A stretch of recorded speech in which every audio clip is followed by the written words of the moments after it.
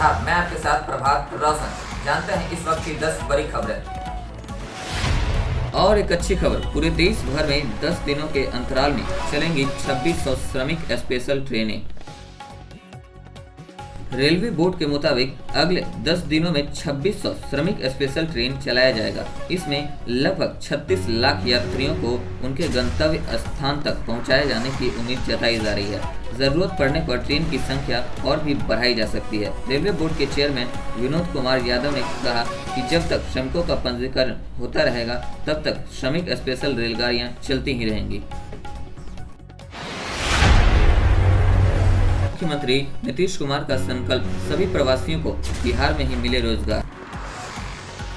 मुख्यमंत्री नीतीश कुमार ने सभी जिलाधिकारियों को निर्देश दिया है कि सभी प्रवासी श्रमिकों का जल्द से जल्द बैंक खाता खुलवाए, साथ ही सभी का आधार और राशन कार्ड भी शीघ्र बनवाए। मुख्यमंत्री ने कहा कि सरकार का संकल्प है सभी को बिहार में ही रोजगार देंगे। साथ ही श्रमिकों से अपील भी की कि आपने बाहर कष्ट झेला, अब यहीं रहे और बिहार की उन्नति में साथ दे। सीएम ने लगातार दूसरे दिन शनिवार को वीडियो कॉन्फ्रेंसिंग से 40 प्रखंड क्वारंटाइन केंद्रों में रह रहे प्रवासी श्रमिकों से बात की। वहां उनके लिए उपलब्ध भोजन, आवासन, पेयजल, स्नान घर, शौचालय और साफ सफाई आदि का जायजा भी लिया। साथ ही पदाधिकारियों को कई निर्देश दिए।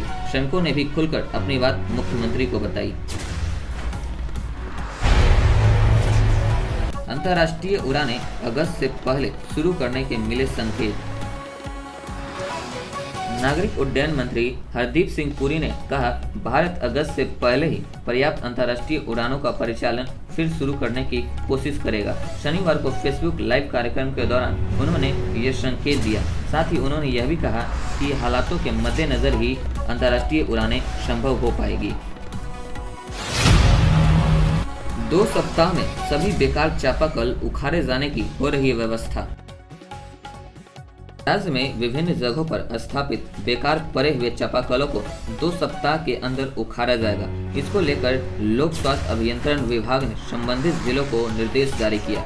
कड़ी हिदायत दी है कि 2 सप्ताह में यह कार्य पूर्ण करें। विभाग ने इस कार्य में बढ़ती हुई सुस्ती पर भी नाराजगी जताई। बेकार पड़े ये चापाकल मरम्मत के भी लायक नहीं है।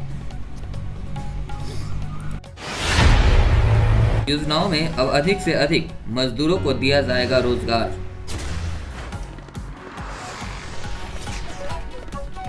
लघु जल संसाधन विभाग अपनी योजनाओं में अब अधिक से अधिक मजदूरों को काम देगा। विभाग ने सभी इंजीनियरों को निर्देश दिया है कि अपने अधीन काम करने वाली एजेंसियों को मजदूरों से काम लेने को प्रेरित करे। साथ ही साइट पर डाले जाने वाली प्रगति रिपोर्ट में मानव दिवस की संख्या जरूर डालें।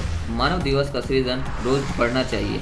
लघु जल संसाधन विभाग में लगभग 1200 से अधिक योजनाएं चल रही हैं। इसको जल्द पूरा करने के लिए विभाग ने मशीन का अधिक उपयोग करने की सलाह इंजीनियरों को दी थी, पर कोरोना काल में बाहर से लौटे मजदूरों की अधिक से अधिक काम देने को सचिव अमृत लाल मीणा ने इंजीनियरों को पत्र लिखा। मजदूरों की किस्मत के साथ ट्रेनें भी अब भटकी। लॉकडाउन के चलते देश के विभिन्न शहरों में फंसे प्रवासी श्रमिकों को उनके घरों तक पहुंचाने के लिए शुरू की गई श्रमिक स्पेशल ट्रेनें भी उनके लिए मुसीबत का सबब बन रही है। श्रमिक स्पेशल ट्रेन न सिर्फ देरी से चल रही बल्कि रास्ता भी भटक रही है। उनके गंतव्य स्थान तक पहुंचने में 4-4 दिन का समय लग रहा है। खान पान की बेहतर व्यवस्था नहीं होने से भी इनमें सवार यात्रियों को मुश्किलों का सामना करना पड़ रहा है। बच्चों से लेकर बूढ़े तक को बूंद बूंद पानी के लिए तरसना पड़ रहा है। महामारी के बीच बीमा कंपनियों ने टर्म इंश्योरेंस किया महंगा। जीवन बीमा कंपनियां टर्म इंश्योरेंस की कीमत अगले 2 से 3 महीने में 20 से 40% तक बढ़ा सकती है। कुछ कंपनियां पिछले 1 माह में टर्म इंश्योरेंस की कीमत 20% तक बढ़ा चुकी है और अगले 3 से 6 माह में फिर से 20% तक प्रीमियम बढ़ाए जाने के पुख्ता संकेत दे रही है। वित्त मंत्री निर्मला सीतारमण ने कहा, कोविड-19 की चाल पर निर्भर करेगी अगले पैकेज की जरूरत। केंद्रीय वित्त मंत्री निर्मला सीतारमण ने शनिवार को कहा कि अर्थव्यवस्था को गति देने के लिए भविष्य में कोई भी आर्थिक पैकेज इस बात पर निर्भर करेगा कि कोविड-19 की चाल क्या रहती है।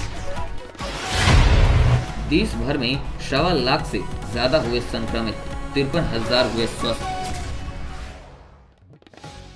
लॉकडाउन में ढील और आवाजाही की सुविधाओं की सीमित बहाली के दुष्परिणाम संक्रमण के मामले में तेजी वृद्धि के रूप में सामने आने लगे हैं।